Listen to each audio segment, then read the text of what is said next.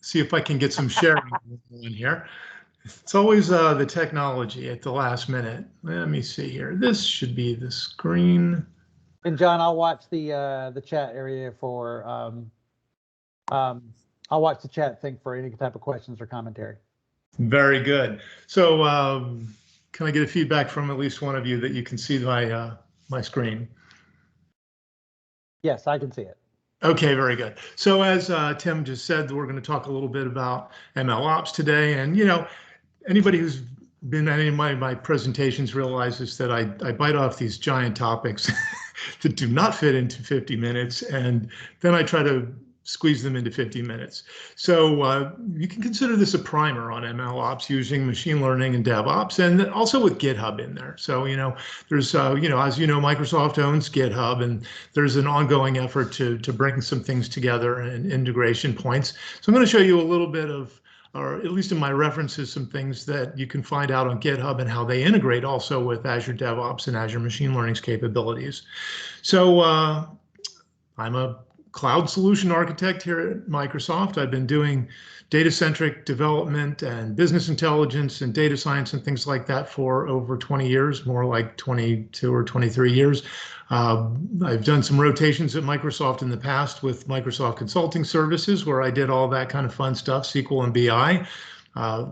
Good amount of time in the partner network, CTO for advanced analytics at a partner a little while ago before I came back to Microsoft about 2 years ago. And so we're basically, that's my career. A lot of federal work in the past, but no longer. I've taken the step towards retirement and moved to the country rather, and I start working for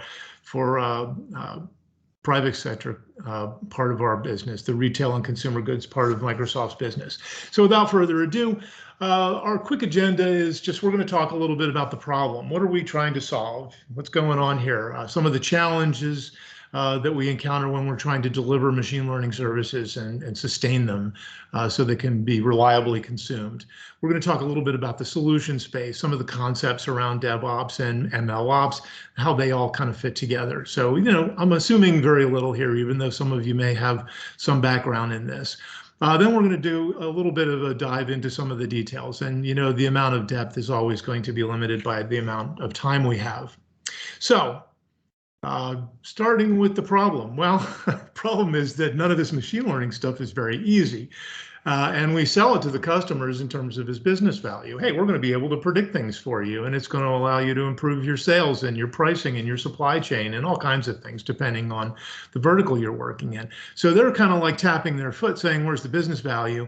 But we're chugging along trying to figure out how to reliably and quickly develop and deploy and maintain these solutions. So, you know, it brings us to the question, why? Why is it so difficult? Well, just a quick start is just building a model. Even without sustaining it, the building the model has quite a bit of issue involved there. It's an iterative and heuristic process. They don't call it data science by accident. It's based on experimentation, and we do perhaps hundreds of runs in an experiment. And of course, the experiment focuses around trying to identify a business problem and some value that we could provide. You know, hey, what if I could spare you from extending to loans to people who aren't going to pay them back? Hey, what if I could help you decide which people should be let out of prison and which are probably safer to leave there?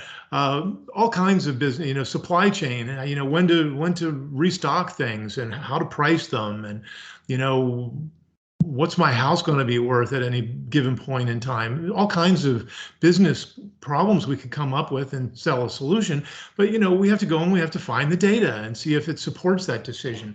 And sometimes what we learn from the data sends us back to the business problem. And maybe we need to find a more creative or a different way of solving this problem.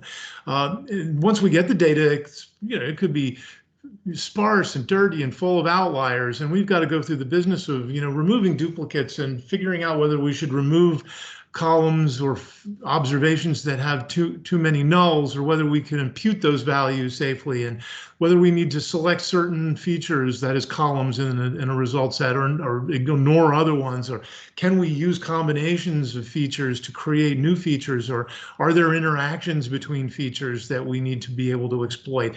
All of this is a lot of work. Modeling, which algorithms out of hundreds of algorithms should I use? Each one of them has hyperparameters, these configuration settings that are specific to those algorithms and that control the training process. And, as we produce these runs in the experiment over and over and over, we have to evaluate them and determine whether, what is the level of efficacy, we'll say the accuracy of this model. How good of a job does it do?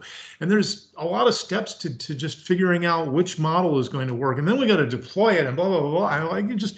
This is not easy stuff, and it really becomes a problem when we start talking about repeatability. So I don't know, I did a talk a long time ago about the fundamentals of statistics, and I delineated what is the difference between a combination and a permutation. Well, combinations can be absolutely infinite if we find ourselves redoing work we've already done. And if we're talking about an experiment that could have hundreds of runs, it's very easy to redo work. Combinations of data, whether they're data sets or specific collections of features, along with the combinations of the algorithms, for which easily could be dozens of algorithms we want to play with. And then when you consider all of the hyperparameter combinations, those algorithms explode into hundreds potentially. And then we're building one model after another to see which one works best. And we are collecting the evaluation metrics that go along with those. And if we're, back in the old days, a couple of years ago, we used to sit there with like a pencil and paper, or with an Excel spreadsheet trying to track our results. It was absolutely time consuming and ridiculous doing things that way. And so we need some kind of a solution to avoid that deja vu of, didn't I do this already? We don't want to do combinations. We want to do permutations, which is like in a foot race. As each person crosses the finish line, they are no longer part of the pool of viable candidates. We want to make sure that every time we try something, we account for it and we track it. We save off those the data combinations, the algorithms and the hyperparameter combinations that we used, and even the model that we produced, so that if we decide that, we actually got the best result on combination number 32, or 42 is always the answer, that, we may have done hundreds, but we don't have to redo number 42. We just say, hey, there's number 42. That was the best one. We're going to go use it. So that's just one problem. There's a bunch of prevalent challenges when we go to operationalize machine learning solutions. And the first one we just discussed, which we need a way to track these experiments, all of the different combinations of things that we choose when we do those experiments. And even then, historically, we've seen where a lot of machine learning models have been developed and they just never made their way into productions, because data scientists aren't necessarily machine learning engineers. And data scientists that do know a thing or two about machine learning engineering aren't necessarily good at deploying these things and operating and maintaining them. That's almost it really is another skill set. If you're in the trade, you probably already know that there are data engineers and data scientists and machine learning engineers. And then we have a whole bevy of DevOps engineers, people, or O&M, operation and maintenance people that specialize in things. And not only do the data scientists not necessarily know how to deploy and maintain a machine learning service, very often the app dev people don't know how to consume it, and the O&M people don't know how to support it either. So really, we need solutions around all this.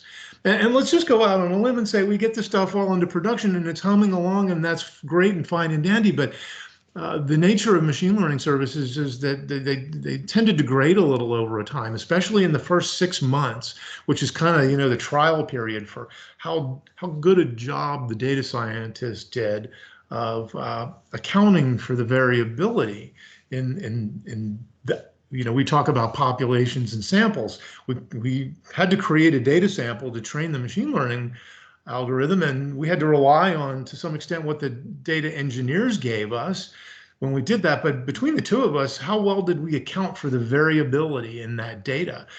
Because when we put it in the wild, people could put in whatever they want, and that data could vary more than what we accounted for when we trained the model. So we have to find some way of providing a mechanism to monitor the operating service and determine whether or not it's still performing at a high enough level of efficacy and producing accurate answers. Because if you've ever attended one of my sessions before, I love to say it, machine learning allows us to make bad decisions with greater certainty than ever before. And we need to be able to monitor and maintain those models. And the data scientist doesn't necessarily know how to do that. And the machine learning engineer doesn't necessarily know how to do that. And the consumer of the service doesn't necessarily know how to do that. So who's doing it? The O&M people don't always know how to do it. There needs to be tooling and processes and an approach to this. And so we can dive into that even a little deeper. The only constant in this world is that stuff just changes constantly. And we need to be able to monitor and maintain that. And the three types of drift that we see with machine learning services are concept drift, which is the target, the thing we're trying to predict. That changes. And it sounds like it shouldn't happen, but it can.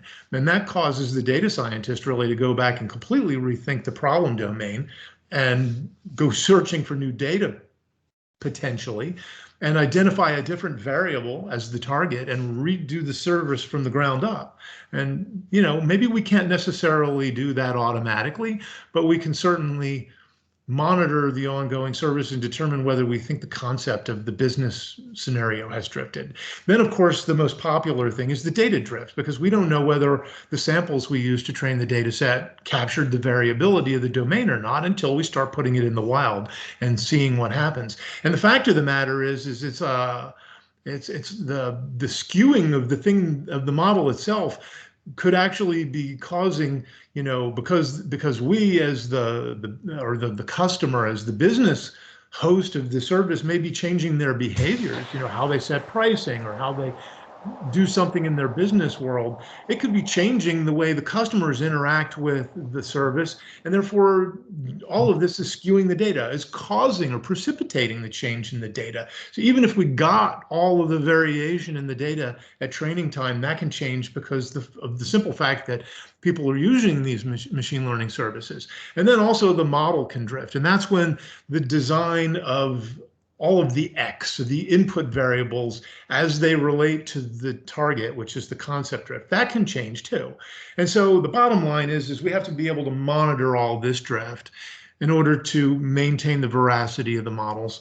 And that monitoring mechanism, in some cases, can also trigger an automated retraining of the model. If all we're dealing with is a little bit of data drift, then maybe just kicking off a retraining of the model can bring it back within, you know, acceptable parameters of efficacy. Hey, Jon. Yes, sir. You have a question here. It's from Sachin. It's what is the type of drift one would associate most with the post-pandemic changes? Oh, man. I'm going to be blunt. I have not studied that data. So I would say that, you know, the data drift has changed a lot because, you know, people are deciding to get vaccinated, or maybe the levels of contracting of the virus have changed in various areas. So it's hard to predict necessarily, maybe if people were trying to predict who or where these outbreaks might occur. But realistically, we could be talking about concept and model drift as well, because, you know, there may be things that people want to try to predict that they did not understand at the beginning of the pandemic, and then maybe they're trying to predict new things. Like, you know, I don't know. I hate to even use the term, the political biases of people who are contracting the virus or whatever. God only knows what people are trying to predict with regards to the pandemic. As I mentioned, I'm working in our retail and consumer goods division, so I'm most intimate with how the pandemic is affecting supply chain and purchasing habits and the things like that. So that's an outstanding question that I can't say that I'm qualified to answer it. Thank you, thank you, thank you. So at the end of the day, the number one challenge is a lot of people want machine learning services and there aren't a lot of data scientists. And it doesn't look like there's going to be a boom in data science population. At the same time, there is a boom in the demand for machine learning and AI. And so what's more, data scientists can ill afford to spend their time doing activities that aren't really data science. So again, it goes back to we need automation in order to increase the velocity, the productivity of data science and machine learning engineers, and to automate and hand off these workloads, how to maintain and monitor and determine when to retrain, when to go looking for new data. As much as can be automated needs to be automated. And so the requirements, of course, just like DevOps, require continuous integration and deployment pipelines to be put in place. We need to be able to monitor the data and the concept and the model drift and determine when we might need to retrain and automate that retraining. Automate model evaluation and experiment tracking and all the stuff we discussed in the actual machine learning lifecycle. So now that we understand the problem, does anybody have any more questions about the problem?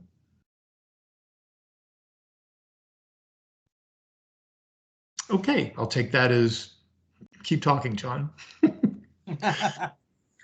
So the solution space boils down to some of our objectives, which we intuitively can probably figure out already. We need to increase the velocity and the reproducibility of machine learning lifecycle activities. Reproducibility is very important, and we're going to talk about that as we go along.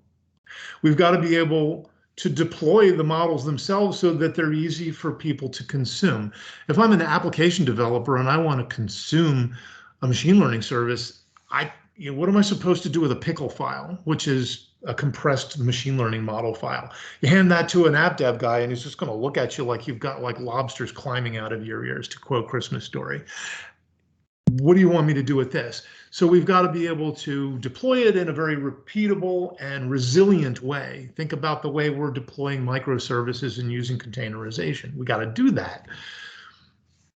Data scientists a lot of times come out, I'm kind of an anomaly because I came out of software engineering and business intelligence and database and data warehousing and ETL as a background. But a lot of the newer data scientists are, I'll just call them PhD eggheads. They're theorists and they know all about mathematics and linear algebra and calculus and statistics. And, they're very sharp in that realm. And that's where I'm continuing to grow myself. But can you call them practitioners? Can they actually give you something that works that you can consume and get business value from? Not always. So we need to be able to instill the rigor of software engineering, DevOps, if you will, into that data science and into the machine learning engineering community as well. And as we spoke, we have to be able to provide some governance in order to manage and maintain and monitor those machine learning services in the wild and make sure that they are making accurate decisions and predictions, as opposed to telling people to do all the wrong stuff at all the wrong times. So, hey, could a solution be DevOps? Yeah, we've been talking about that. That's why we're here. An internal Microsoft definition is that DevOps is a union of people and processes and products in order to enable a continuous delivery of value to our end users, keep it moving along. And this is very important in the world of cloud, where the on-premises world is waning on us. If you buy SQL Server in the cloud as a service, as you probably know, it's versionless, because anytime there needs to be a feature release or a bug pick, it goes through this testing, automated testing and version control, and it gets just pushed out. Very often incrementally. We call them private previews and then general availability, but we continue to do this on an ongoing basis so that it's a continuous delivery of features and we want to be able to do that with machine learning, and we've got to rely on some of the things that DevOps practices has given us, like good version control and automated testing, and being able to handle our infrastructure as code, our environments that we develop and deploy in. We want to follow practices like use of containerization and microservices, and we want to have monitoring and capture of metrics and logging, and we need to be able to work in hybrid and public clouds. We need to be able to push things out to the edge and IoT devices, which is gaining increasing popularity. And so that brings us to MLOps. MLOps is DevOps for data science and machine learning, and it's all about increasing the ability of data scientists and machine learning engineers and IT people like the O&M teams and application development teams who might consume these models, and quite frankly, data engineering teams who may incorporate calls to predictive services to add another data element into data sets that find their way into data warehouses. Wouldn't it be great to, instead of calling things in real time, to have the data ingest go out and make the prediction and save it back into, along with, in other words, save Y along with all the X's that went into predicting Y and put that into a report so that report generation people, the Power BI people can consume it effectively. And we're going to be looking back to those same themes of reproducibility and validation for whether or not, the level of efficacy and consistency in our ability to deploy and scale and maintain these models, and deciding when to retrain them. Do they need retraining? And so it brings us to what are some of the MLOps benefits that we need to rely upon. Well, MLOps gives us that reproducibility and that auditability. Reproducibility in this mechanism really comes out of pipelines. So a pipeline might be, hey, I'm going to go get some data and I'm going to impute missing values in these columns and delete those, and I'm going to standardize all of my numeric variables so they fit within a scale of 0 to 1. And then I'm going to categorize or take all my categorical variables, small, medium, and large, and colors and things that aren't numeric, and encode them either with one-hot encoding or label encoding or ordinal encoding, some method of representing these categorical data artifacts as numerical values. All that stuff has to be done and then feed it into the machine learning model. All those activities we talked about, you can create these reproducible pipelines using Azure DevOps and also using Azure Machine Learning Studio itself, so that everything can happen repeatably. And also, all of the artifacts can be tagged for versions and for their evaluation metrics, like their area under the curve, their accuracy, their precision, their recall, their coefficient of determination, their RMSE. We need to be able to validate, and it gives us that capability. We can do offline comparisons. So instead of putting a model into production after retraining it and then saying, oops, it doesn't work as good as the old one does, I got to undo that. No, we can do offline comparisons and then incrementally expose those and validate their efficacy before replacing them. We can use this process to identify and minimize bias and increase and enable explainability. And that's all about responsible AI. And I think we talked about that a month or so ago, if you attended that presentation of mine. All of the automation, controlling these things by an automated way, being able to compare the predicted and the expected performance, and pay attention to that, and monitor it and log it, and feed that all back to a mechanism that determines how to retrain. All these are really very useful features and benefits of MLOps/DevOps. So that brings us to, what does this lifecycle look like? Well, you probably can figure it out already. I got to develop and train the model. And I want to be able to produce pipelines that codify and formalize and make that reproducible and repeatable. And then I need to be able to package it up into a container with all of the dependencies that are required to support it in a runtime environment. I want to validate it to make sure that it's going to work properly, and then I shove it out into a deployment target, whether that's going to be a test or a QA or out into production. And as I go into production, I may want to be able to do, again, an incremental release so that some people are relying on it and using it and some other people are not. So I can validate, again, whether or not it's behaving properly. And then as it's out there, I want to be able to monitor it and maintain it and determine whether it needs to be replaced. And then if it does, kick off that reproducible pipeline so that it makes minor adjustments, but it retrains the model in just the same way we retrained it the first time, only maybe accounting for new data. And so this all, oh, wait a second, I didn't finish that. Oh, no, I did, yeah. And so, it produces this infinite loop that we would probably be able to understand. We're on the right-hand side of the infinite loop, we're seeing all of those business activities from CRISP DM, or the team data science process that we started our conversation with. And then as it gets pushed into a deployment environment, people start to get their get their insights out of it through inferences, and we get to test it and monitor it and determine whether or not it needs to be improved. And just like any other DevOps cycle, we're continuously improving it. It's just that it's different in the way we continuously improve it.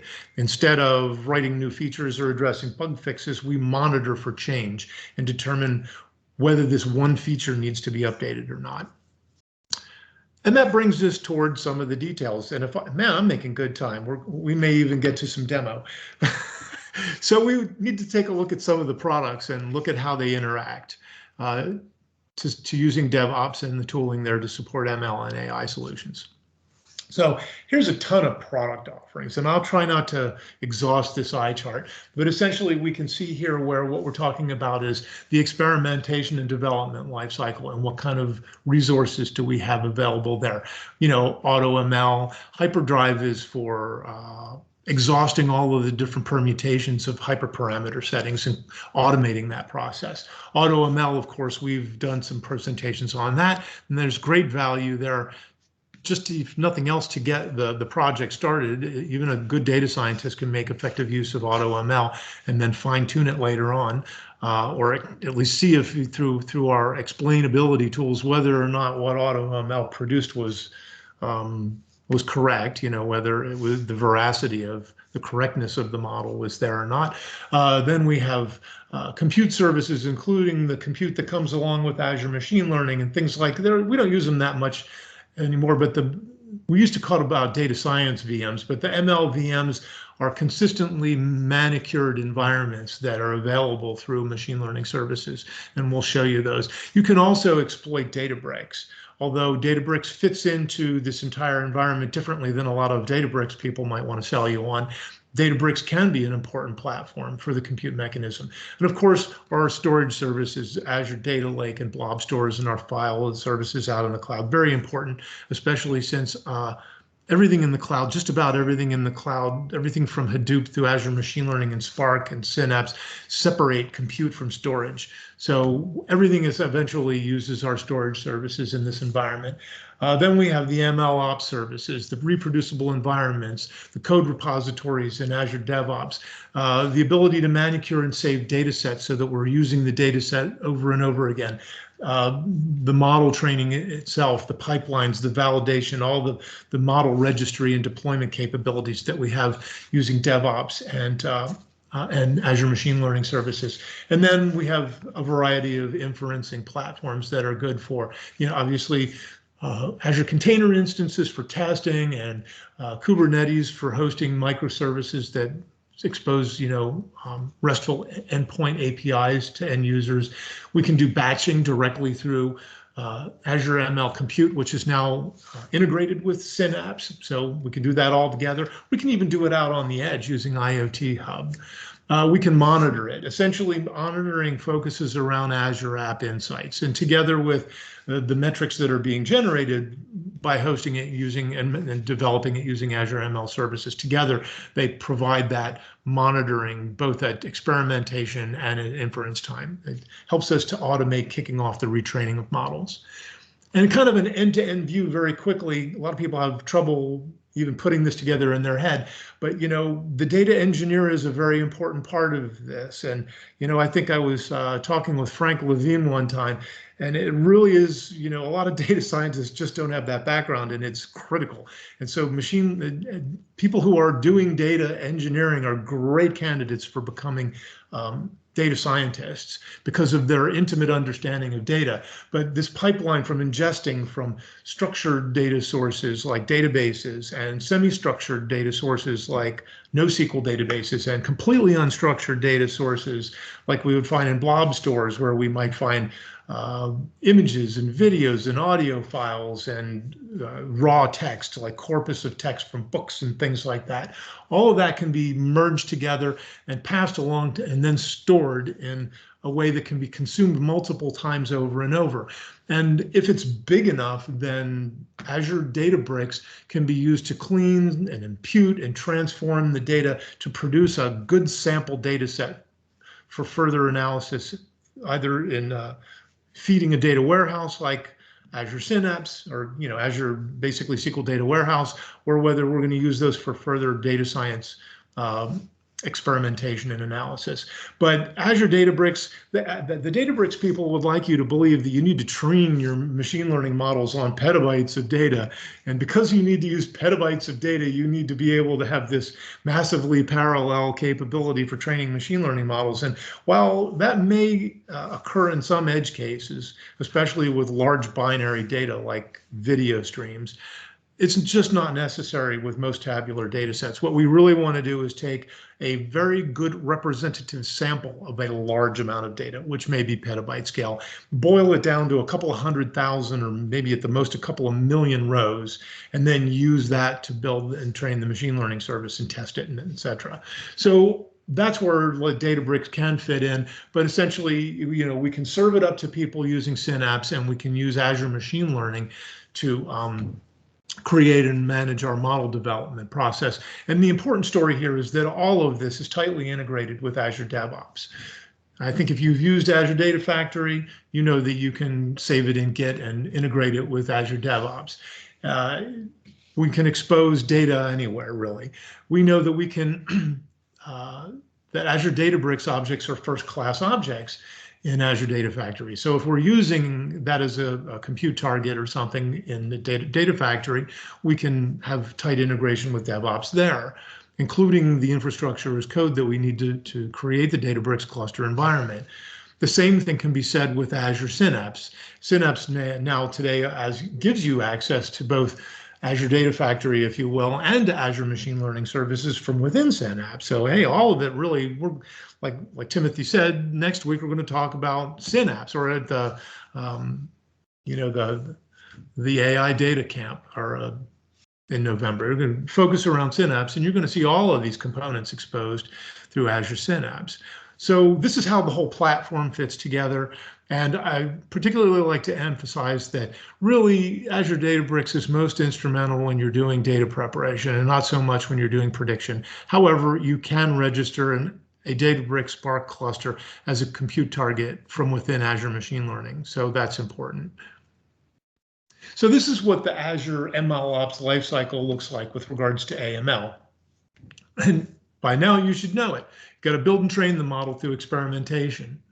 You got to be able to have Azure ML compute to be able to do that at a scale and to manage the environments. And we'll talk about that as we go along.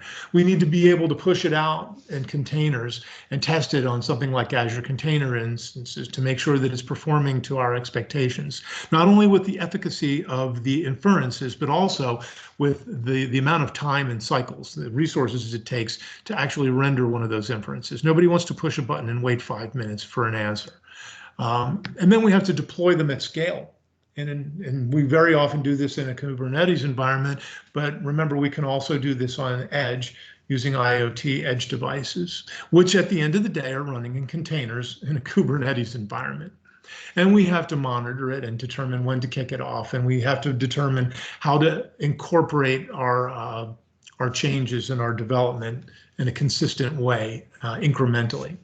And so again, it's the big picture. So how about Azure Machine Learning Services? What kind of features does it actually have in and of itself? Well, we've touched upon this. You can create these reproducible machine learning pipelines that we discussed, all the various steps of data preparation, model training and scoring and validation. That can be saved into a re-executable container as an object.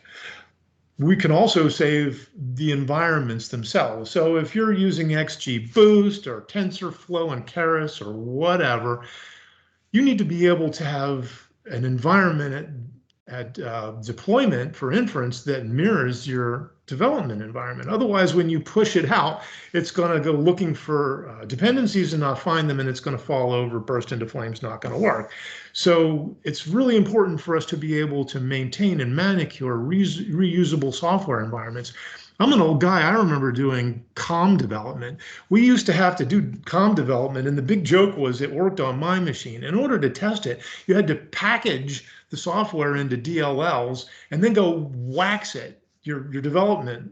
You had to be able to wax and re-image your development workstation, reinstall those, basically deploy your software in a clean environment and see if it worked or not. And basically, we found much better ways of doing that. But we used to have this thing called DLL hell, where multiple versions of things would run in environments with different dependencies, and it was a cluster. We didn't call it DLL hell for nothing. And so we have to be able to do that. And so Azure Machine Learning gives you those features. We have to be able to capture all the governance data that's used to support that end-to-end lifecycle, including the experiment tracking and the logging lineages of where and what was deployed and what were its dependencies in those environments, et cetera, that we're using in production, and monitoring for all of those different types of drift we talked about. It can also give you the capacity to notify and kick up alerts based on that lifecycle, whether it occurs during the experimentation or whether it's during model registration or deployment or detecting that drift. You can actually use those monitoring tools that we just discussed to kick off alerts using things like, say, logic apps and event grid in the middle. You send the metrics to event grid and then use event grid to build logic apps and things like that to trigger things. So that's how we can automate things, and that's all baked in to Azure Machine Learning Services and Azure DevOps. We need to be able to monitor those applications for any kind of issue at inference time and explore all of the model-specific metrics during runtime. And then, of course, we need to be able to automate the full end-to-end lifecycle using machine learning and pipelines. And so there's a lot that AML does for you. And if I get a little time, I'll poke around in the environment and show it to you. Let's do a little bit of a deep dive on that experiment tracking model reproducibility issue and how we can track these features and the combinations of hyperparameters and evaluation metrics and stuff like that. That's all integrated with source control in Azure DevOps. You can track all of the artifacts associated with all of your experiments and all of the runs that are contained within those experiments, including all of the data, the hyperparameter settings, the machine learning algorithms, the evaluation metrics that were the result of the training. Everything, including the model itself, can all be version controlled. You can get data that's been handed to you maybe from a data engineer and craft and make certain changes to it and save it into a data set in Azure Machine Learning and version that data set. Oh, if part of my experimentation was to do a little different feature engineering, I could save like version 2 of my data set, version 3, etc. And then I also want to be able to save the models themselves in relation to, and the code that was used to create those those model experiments in each individual run, and experiment tracking. So I'm kind of going over and over. I used to work in advertising, and my boss once said that it was better to be redundant than remiss. And when you do train the trainer, say to become an MC, a Microsoft certified trainer, they say that same thing too. So if I'm repeating myself, it's because I've been taught to do so. But anyway, it leads us to a set of best practices, and there's 5 key best practices in the MLOps lifecycle. We want to create models using those pipelines we just talked about. Hopefully I've sold you on that. We want to automate the rolling out of our models, and that may include incremental rollout, incremental exposure, and keep track of everything that we've done as we maybe, have reversioned the model and retrained it. We need to be able to automate all of the audit trail for everything we've done, everything from how we trained and deployed the model, but how it's running in the dev environment, in the production environment, and whether or not maybe even it's meeting our regulatory requirements. We need to be able to deploy and monitor for performance, and we need to be able to, associated with that, observe the data drift and the model drift and determine when to kick it off. So it's this loop of 5 best practices. Now let's take a little look at what this workflow might actually look like. with the tools. So, you can see in the bottom right left-hand corner that we're going to, keep our code in Git, and we're going to create branches, to maybe do a couple of other runs in an experiment, let's just say. And then we're going to make a pull request, and somebody or some collection of people are going to approve the work that we did, and it's going to get integrated with the master branch, the collaboration branch. And then that gets published out into a development environment where everybody can start testing it. It can also be it's then also pushed into a published branch inside Git itself. And then that gets pulled back out into a release environment where we can release it in a controlled manner into Azure, out into, a deployable service running, say, in Kubernetes or out on the edge. And we can expose that as a test environment to do A/B testing, and we can also do incremental release. And we're going to just look at that a little bit moving forward. So this is kind of here, because I've sent out the deck to Tim to share with you, as sort of a reference. So I don't want to talk it to death. As we go into this, we need to talk a little bit in depth about machine learning endpoints and deployments. So the endpoint you can think of as like a RESTful API, and any given endpoint, it's an HTTPS endpoint the clients are going to interact with to do, the inferencing or the scoring. And it gives you all that good stuff, authentication and authorization and SSL termination and traffic allocation between deployments. And it gives you an endpoint, it's like an interface for somebody to work with that's very consistent. So people don't know what's happening behind that endpoint. They only know that they're interacting with that endpoint. But then we can have multiple deployments, which is, as we talked about, like that deployment container, that package that has all of the code and the model itself and all of the dependencies in the environment, everything, all the settings, anything that we might have done to configure that. And so you can have multiple of these deployments in an endpoint. It could be more than two, but right here we're just seeing how we can push out in a blue-green kind of an environment a new version of model and let only 10% of the traffic interact with that model so that we can continually validate it while allowing the stable model to accept most of the traffic and then slowly move over to that other traffic. So that's important to understand the way Azure machine learning endpoints and deployments relate to one another. And this is a safe rollout pipeline where we can see that that pipeline or that repeatable training environment will be used to train the model and validate it and then register it with the model registry like Azure Container Registry.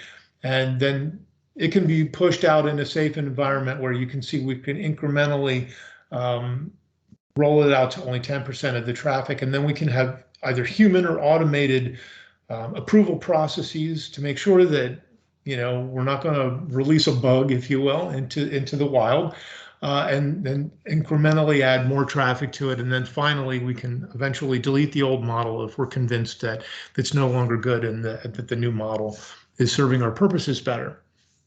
And so again, here's another reference architecture that I don't want to sit and talk to death because it's really here more as a takeaway, but you can see that all the way over here on the right, we have this training environment where we train and evaluate and register and package up that model, shove it to a container registry, and then we operationalize it, begin to draw inferences from it. And then we have this Azure DevOps build pipeline that we can use to automate that entire process and manage it in an automated fashion moving forward until such time we realize that maybe it requires human intervention. The data scientist needs to go back and revisit it if that ever occurs. And so a quick takeaway from the deck is just a couple of references. The first two are to documentation. The machine learning MLOps homepage will send you off to a whole ton of stuff, including the second link, which is basically, the MLOps portion of the AML documentation. There is a repository. It's a Git repository with a lot of release and continuous integration and deployment scripts, pipelines, everything that you need to get started. You can actually go out to this MLOps Python, clone it into your environment and use it as a template to start producing your own solutions that integrate Azure DevOps, Azure Machine Learning Services, and GitHub actually. So that is a solution that we are promoting that is primarily based in using Azure DevOps. And then the last one is kind of what we call a MIPS, or a managed IP solution that internally Microsoft manages. It's produced by somebody at Microsoft, and it helps you to understand how to do this safe rollout of machine learning models using managed online endpoints, which is a great feature of machine learning, Azure Machine Learning, but also using Git actions. So, there's two ways to do it in a way. Those two solutions, one of them is showing you to use rely more heavily upon DevOps for the automation and Git mostly for the source code control and the CI/CD. But then the other one uses mostly AML integration with Git. And it remains to be seen. I think, I can't really talk about vNext or what they're doing in these product groups, but it seems like we're internally trying to make either one of them a one-stop shop, or so that they can integrate well, a little more effectively than they have done it. Like Git actions don't integrate completely with Azure DevOps. I think they're trying to fix some of those things. But anyway, that's the end of our deck. So I will kill the deck, and with a few minutes left, hey man, I'm tracking fast. Was that something? Oh no, just saying there you go. I know how it is with time. No, I checked my time here. I'm trying to get better at time management with these things, and I didn't want to kill everybody with PowerPoint, but quite frankly, it's in many ways more important to take away all of the concepts. And this is by no means exhaustive, but as many concepts as I could push into a limited set of time. So here what we have obviously is Azure Machine Learning Studio. So where you can see where we can actually manage data sets. You can come in here and say, create a new data set from files or from a data store, something out on the web, or from open data sets. And then you can manicure those data sets and save them for reuse. And then obviously we talked about being able to version them. And you can see that they're in a blob store.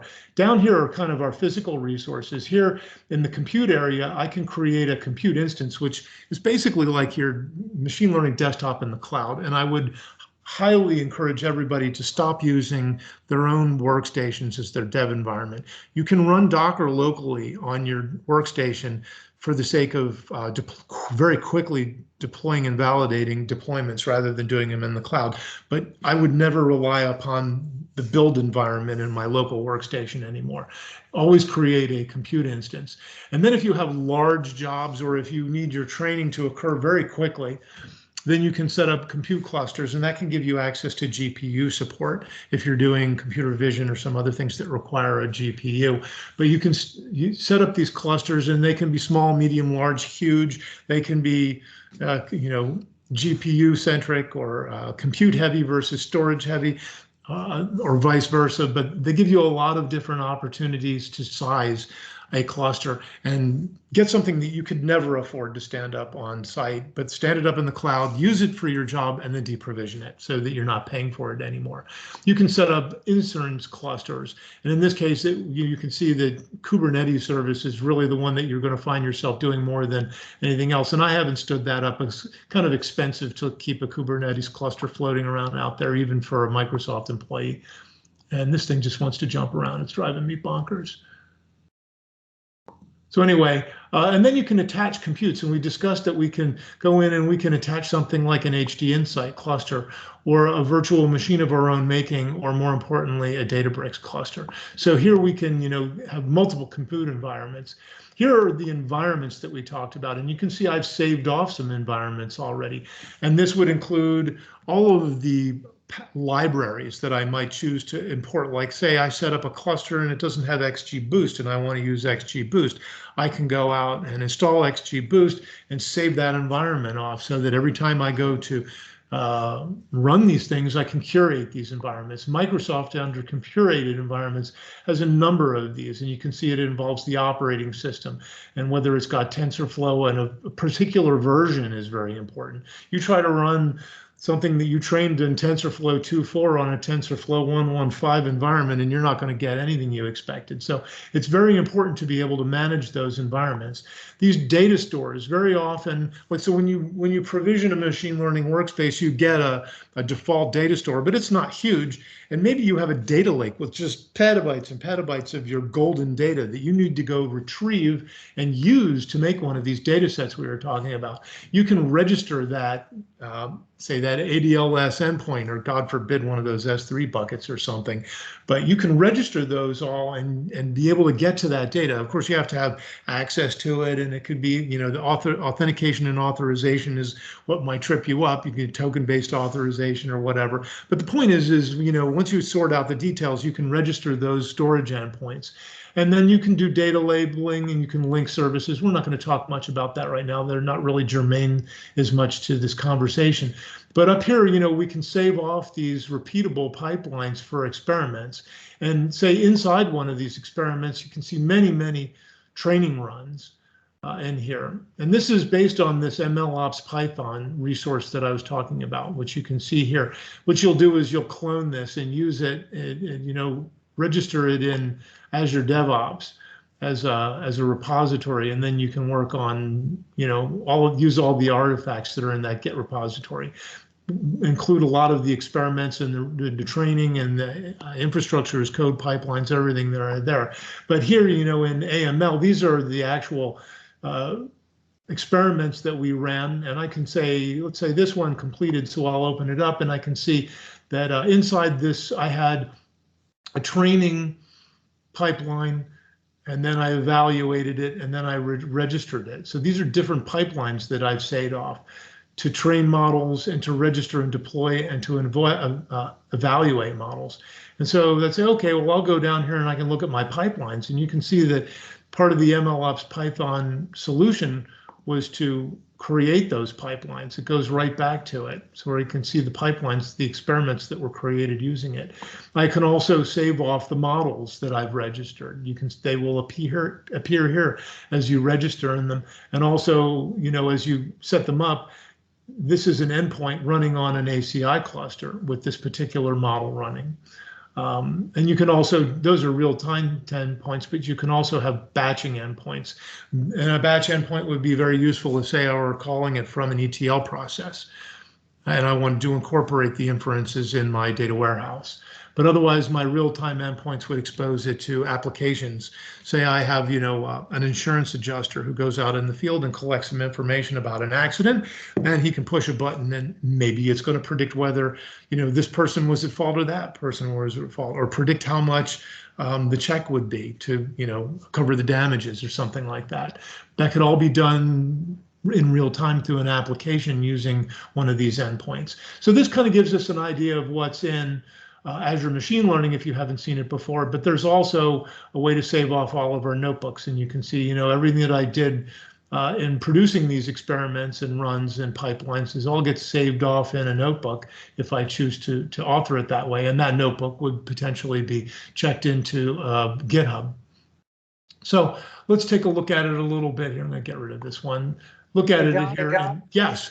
We're out of time. Question. I don't know. No, well, we're running up against time, and I have a personal stop I have to hop out at 12:30 to go to a customer meeting. But Madison's asking, what steps can someone in data science with data science and theoretical background take to maybe better understand the use of machine learning ops or MLOps? Yeah, I would say go straight to the references that I put at the back end of the PowerPoint deck. Okay. Tim will send that out for you. Yep. Basically, you're going to go into Azure's documentation, and you're going to go into just the documentation for Azure Machine Learning as a product.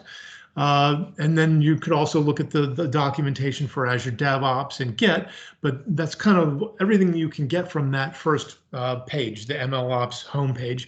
And then I've given you access to 2 repos, including the MLOps for Python repo, which if you clone it, you're going to be able to follow all the directions in there to set it up, and it's going to show you how to do an end-to-end MLOps solution using Azure Machine Learning Services, along with Azure DevOps and GitHub.